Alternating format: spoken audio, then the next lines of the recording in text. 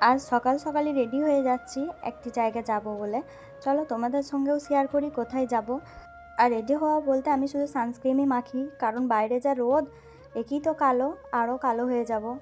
তারপর রেডি হয়ে বেরিয়ে পড়লাম, কিন্তু যেখানে গিয়েছিলাম তারাই এখনও আসেনি।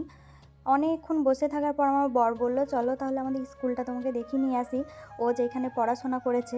আর গ্রামের এই সাইডটা বেশই সুন্দর, আলাদা রকমই। তারপর চলে গেলাম স্কুলটা দেখতে। তোমরা সবাই জিজ্ঞেস করো আমার কোথায় বাড়ি, আমার পাড়া যে বাড়ি। স্কুলটাও তোমাদেরকে দেখিয়ে দিলাম। আর স্কুলের এই দিকটা শুধু মাঠ আর মাঠ ছিল। স্কুলটা অনেকটাই বড়, আর এই গ্রামে দুটো স্কুল আছে। স্কুল বলতে একটা হাই মাদ্রাসা আর একটা স্কুল। তারপরে চলে এলাম। তারপর আমার হাইট, তারপর রক্ত টেস্ট, এগুলো তো প্রতি মাসেই করানো হয়। আর আমাকে 2-4টা ইঞ্জেকশন নিতে বললে আমি নিয়ে নেবো, কিন্তু এই হাত ফুটা করে রক্ত নেওয়ার যে ব্যাপারটা, এটা আলাদাই কষ্ট। আর পুরো প্রেগনেন্সি জার্নির মধ্যে এটাই আমার সবথেকে খারাপ অভিজ্ঞতা।